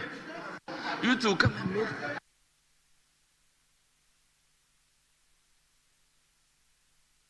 Mr. Speaker, I want the Majority Leader to lend support to this. He is a lawyer. I take him by his word. It shouldn't be that somebody is being set up for embarrassment. The man has a prepared speech. I have no problem if we've not closed the debate. We've closed the debate. The application was that you were going to thank us. Colleagues, let's not do this to ourselves. Then when there's a reaction, it's as if somebody is being unreasonable. No, you cannot. Your leader has spoken for 45 minutes. If you had rebuttals, your duty was to give it to him to rebut. You cannot seize this opportunity to say that you are coming to re-argue. No, let's not go there. No, let's not go there. Mr. Speaker, that was not the understanding. That was not the understanding. That was not the understanding. No, no. Mr. Speaker, no, no, no, no, no, no, no, no. That was not the understanding. You said he is thanking and taking the concerns on board. Please, don't use, you have about 4 pages. You are now going to re-argue again. No, Mr. Speaker, it's not fair. That was not the understanding. If you are thanking us as courtesy demand, do so. And Majority Leader, please intervene and get this resolved so that we don't Minority Leader, get matters degenerating. you have made your point. Oh. Yes, Honorable Majority Leader. Yeah, Mr. Speaker. Mr. Speaker, You know, historically, anytime that we have finished debating, the finance minister concludes, he thanks us, but this is a house of record. This is a house of record. So if the finance minister, hearing the debates, thinks that there is a factual inaccuracy, and he uses an opportunity to thank us, to correct it, there's nothing wrong with that. Because I heard him say that there were some claims made during the debate, and he's now going to correct it. So for the records, he wants to place things in proper perspective. This is the amount that was given, this is the amount that was paid, and this is the amount that was saved. I thought that was what I heard him saying. So he's just correcting some records. Otherwise, in our debate, we would have misinformed the public. If he begins to say something that is contentious, you can raise an objection. But if he's just correcting the records, I think that we should allow him to correct the records. Honourable members. Because he's the one keeping the records. Honourable members, we've all been in this house for some time. When debates are concluded by the leaders, opportunity is given to the minister who presents the budget to comment. We don't give condition based on which the minister is supposed to make the concluding comment. Honourable members, there are senior members in this house. They know the practice. The minister is not here. The deputy minister is stepping into the shoes of the minister. So we cannot prevent the minister from making concluding comments. He brought the budget that has been debated. So at the end of the debate, it is fair when we take comments from the minister.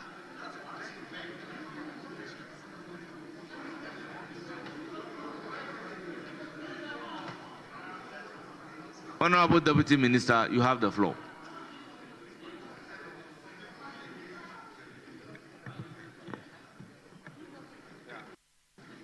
Thank you very much, Mr. Speaker. Mr. Speaker, I got to the point where I was reacting to a statement made by my good friend, Honorable Abna Osei-Asare. And I quote, "If the cedi has appreciated against the US dollar, external interest payments should come down. It has rather increased by 1 billion Ghana cedis," unquote. Mr. Speaker, I want to state that this assertion is totally incorrect. In fact, Appendix 2C of the mid-year budget statement indicated under external interest payments that out of the 3.97 billion Ghana cedis that was programmed to be paid within the first half of the year, 3.7 billion was actually paid, resulting in a savings of 179 million Ghana cedis as a result of the cedi appreciation. This savings can build about 206 unit classroom blocks across the country, including Etiwa. Paragraph 248 of the mid-year statement stated clearly that external interest payments have been revised upward by 795 million cedis and not 1 billion to make provision for additional debt service due on post-cut-off date disbursements on bilateral loans that the previous administration made in 2023. Honorable Abna Osei-Asare again said, "There has been no real impact beyond the numbers in the mid-year review. Ghanaians don't live in the mid-year, they live in the economy. The mid-year was full of technical jargons," unquote. Mr. Speaker, if there has been any budget presentation that has been made simple for the ordinary Ghanaian to understand, it is the one presented by Dr. Kesil Atoforsen. Honorable Abna, do you really believe that the improvement in the economy in the past 6 months has had no impact on the lives of Ghanaians? let me remind my colleagues that within these 6 months, importers will testify that import duties have drastically reduced. The real income of households, which was eroded by an inflation of 23.8%, have seen a significant improvement with a reduction of inflation to 13.7%. Assembly members in Etiwa East are 1,300 Ghana cedis richer every month. All LEAP beneficiaries are receiving more than they used to, and promptly. And price of petrol has reduced from an average of 14 cedis 72 pesos per litre to 12 cedis 23 pesos per litre. Mr. Speaker, these and many more are the real occurrences in the economy that Ghanaian people can feel. And Mr. Speaker, one of the renowned posters in Ghana today, the Global Info Analytics, have been conducting periodic surveys. And they did one on standard of living. And Mr. Speaker, last year, 2024, around July 2024, their survey indicated that standard of living, 47% of Ghanaians said that their standard of living had worsened. Mr. Speaker, fast forward, this year, the same question was posed. In July 2025, guess what? Only 12% of Ghanaians said that their standard of living had worsened.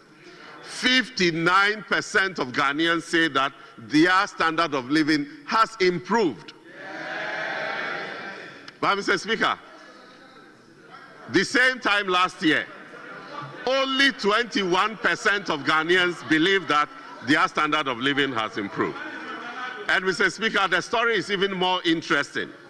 When you record standard of living improvement optimism, 1 year ago, their research revealed that when Global Info Analytics, they revealed that 20% of respondents said that there was no improvement in their standard of living.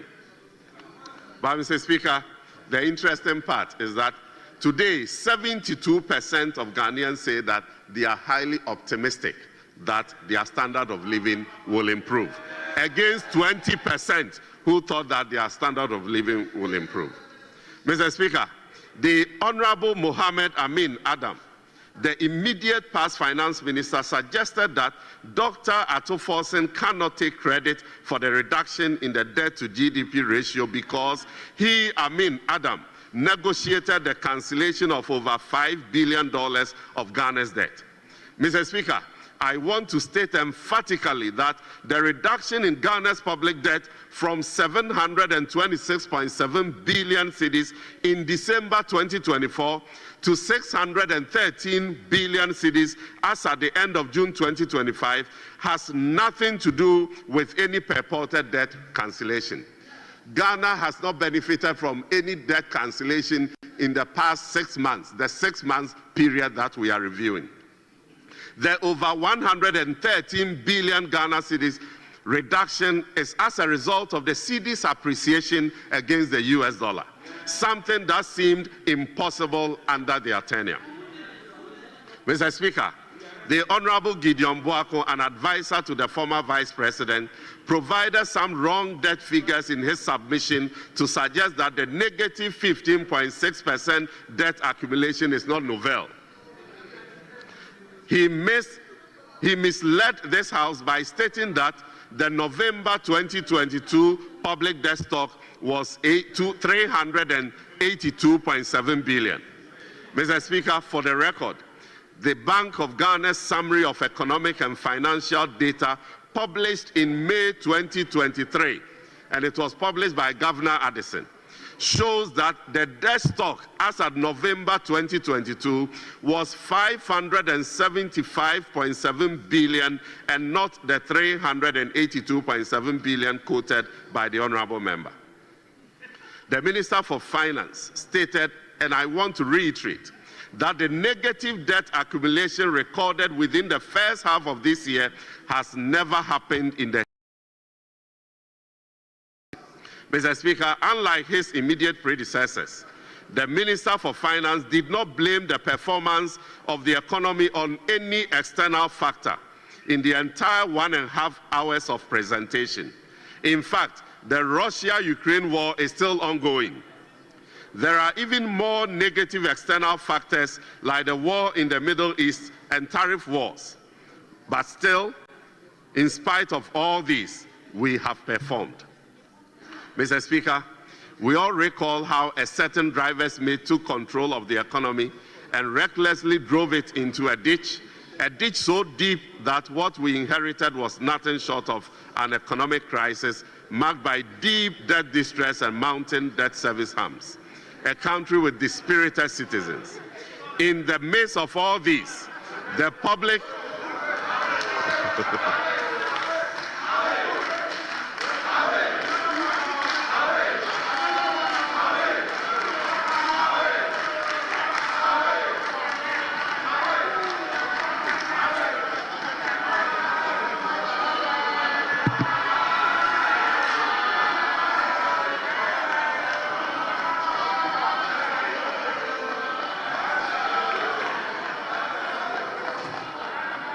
Mr. Speaker, we all recall how a certain driver's mate took control of the economy and recklessly drove it into a ditch so deep that what we inherited was nothing short of an economic crisis marked by deep debt distress and mounting debt service harms, a country with dispirited citizens, rising cost of living for an ordinary Ghanaian, collapsing confidence in our public finances, trust and faith in our leaders were at an all-time low. The fundamentals were not only weak but broken. The misery and suffering were palpable. And in the midst of all this, the public purse was subjected to massive abuse. And in the words of the Catholic Bishops' Conference, massive uncontrolled corruption was the order of the day.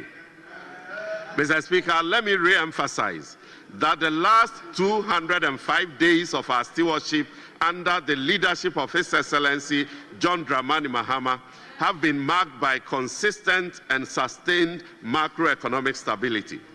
Mr. Speaker, these gains are not episodic. They are the fruits of a carefully crafted and boldly implemented sound economic policies anchored on discipline, vision, and a deep sense of responsibility to the Ghanaian people. Mr. Speaker, this marks the end of an era of empty political sloganeering. We remain unwavering in our commitment to deliver stable prices and decent jobs for our fellow countrymen and women. The signs are clear. We are indeed building back better, brick by brick, step by step, and little by little.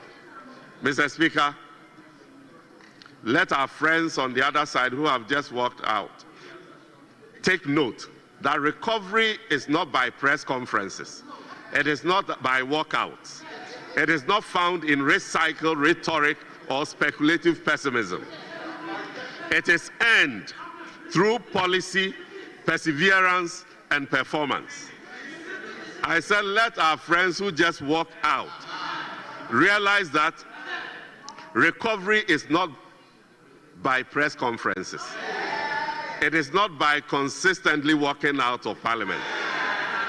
It is not found in recycled rhetorics or speculative pessimism.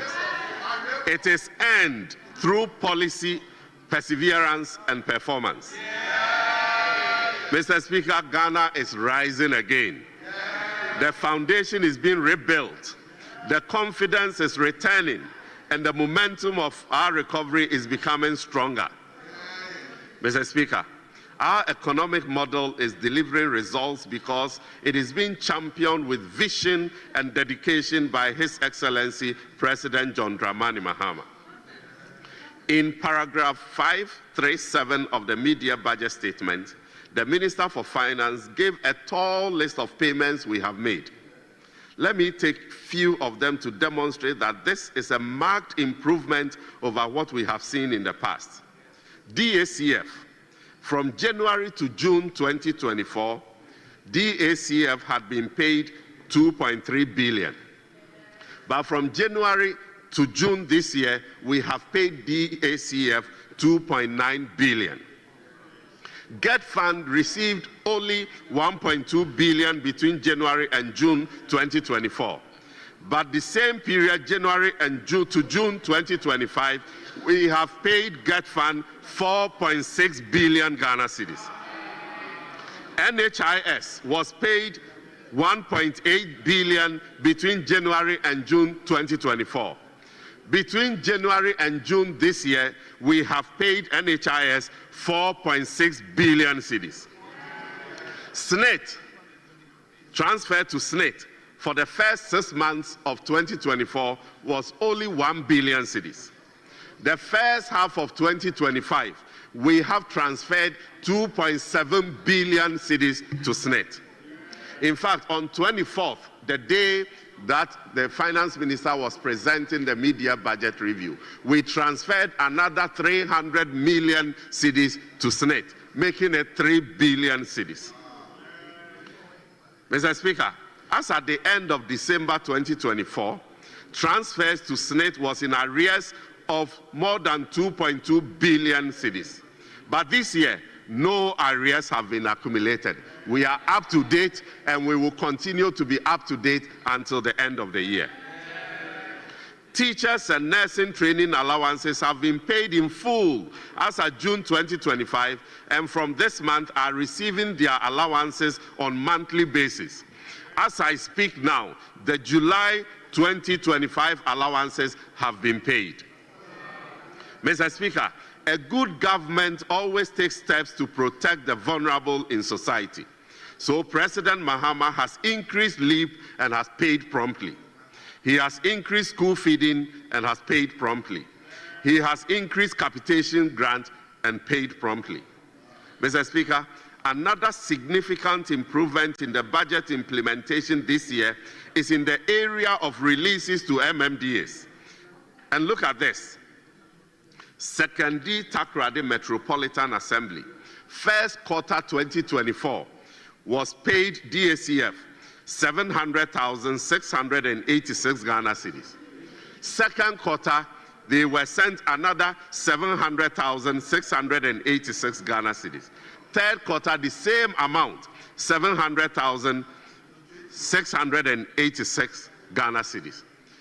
In the whole of 2024, they received 3 transfers. The total was 2.1 million Ghana cedis. But guess what? In 2025, first quarter alone, Secondary Takoradi Metropolitan Assembly has received 3.1 million Ghana cedis. That is 1 million cedis more than the total amount received in the whole of 2024. And guess what? Second quarter, Secondary Takoradi Metro Assembly is receiving 5.8 million Ghana cedis. So if you put the first 2 quarters, the first half of the year, Secondary Takoradi Metropolitan Assembly alone is getting 9 million Ghana cedis, compared to 2.1 million cedis for the whole of 2024. In fact, I'm sad the minority leader has walked out. The next assembly I'm taking is a Futu Municipal Assembly. I know you are listening from your office. The good people of Futu, first quarter 2024, the government of the MPP transferred only 478,712 Ghana cedis to a Futu Municipal Assembly. The same amount was transferred in the second quarter, and in the third quarter, the same 478,712 Ghana cedis. The irony of it, we know that transfers to common fund is a function of revenue. How surprising and how convenient is it that the same amount goes to the assembly each quarter? It shows that they were cooking figures. The total amount received by Efutu Municipal Assembly for the whole of 2024 was 1.4 million cedis. But first quarter 2025, we have sent Efutu Municipal Assembly 2.9 million cedis. The second quarter, Efutu Municipal Assembly is receiving 5.3 million cedis. The 2 quarters put together, 8.3 million cedis for Efutu alone. Winneba Efutu. In fact, the next assembly I wanted to talk about is Karaga Assembly Finance.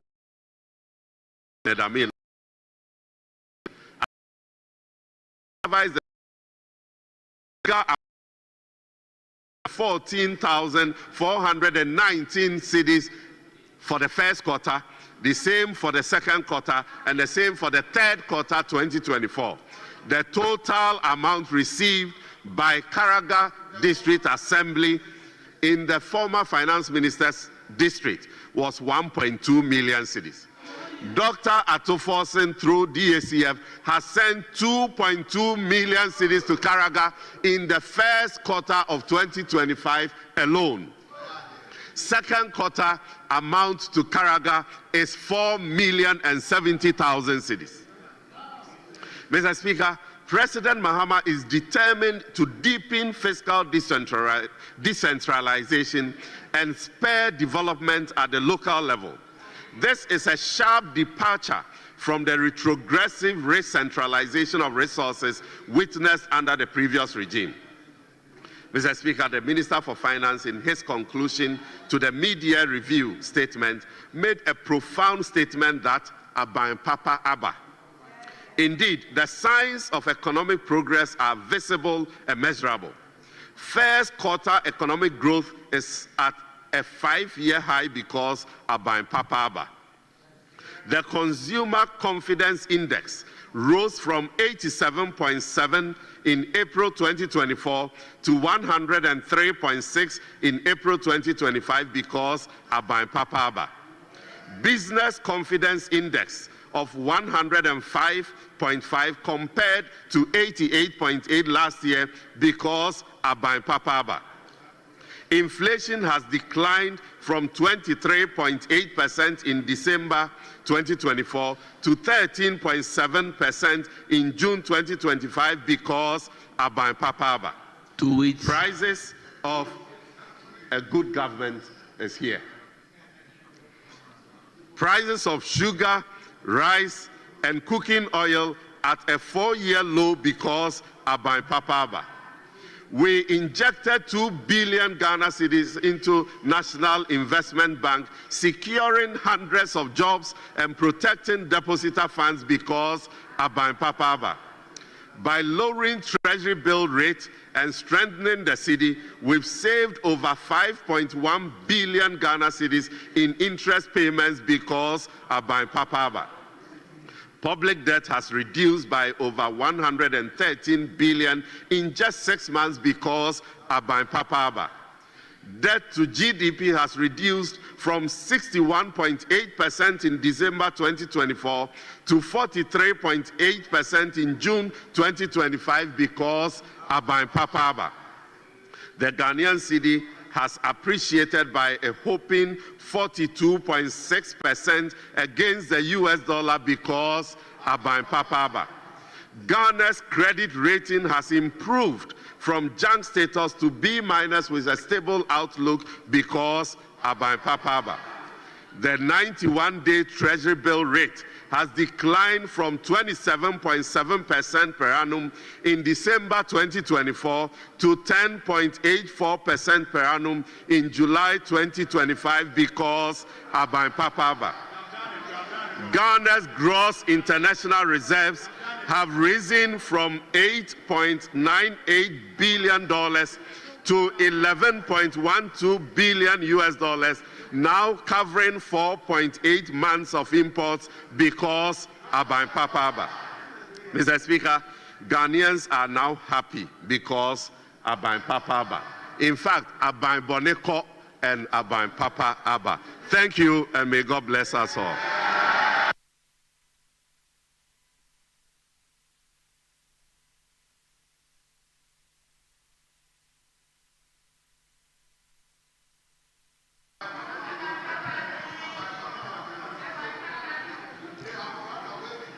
Honourable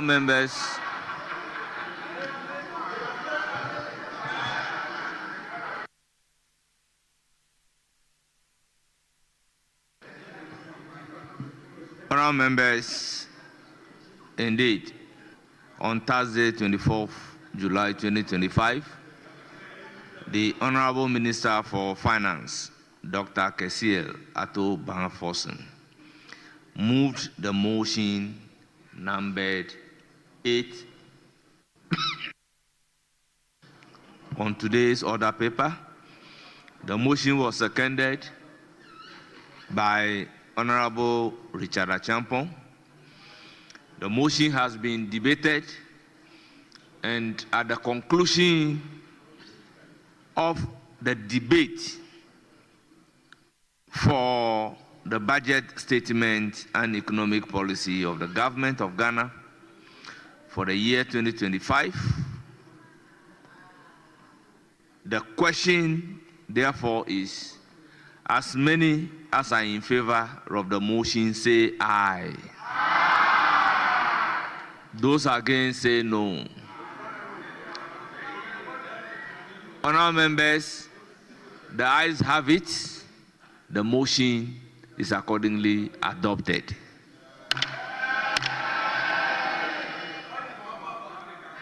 Honourable members, let's turn to order paper addendum at commencement of public business presentation of papers.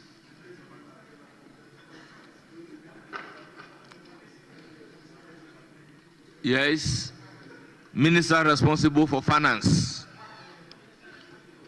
Mr. Speaker, the Minister is not in the chamber, but with your indulgence, if we can allow the Deputy Minister for Finance. Deputy Minister for Finance, you may lay the paper on the order paper addendum.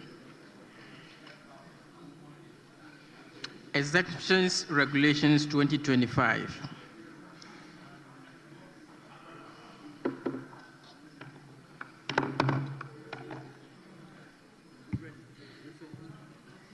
Honourable members, the Exemption Regulations 2025 is duly presented, and it is referred to the Committee on Subsidiary Legislation for consideration and reports.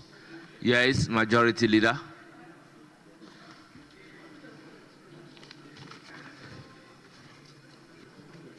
Mr. Speaker,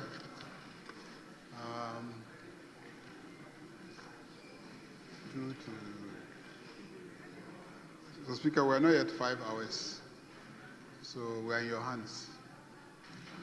No, we have not done 5 hours. Yeah, Mr. Speaker, I move that, what time should we? Tomorrow what time?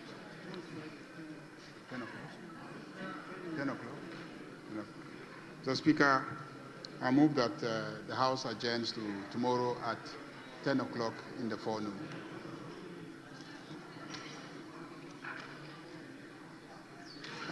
Honourable members, the motion move for adjournment. Any seconder? I second the motion. Honourable members, motion move for adjournment and seconded, and it is for the consideration of the House. Honourable members, the question is, as many as are in favor of the motion say aye. Aye. Those against say no. The ayes have it. The House is accordingly adjourned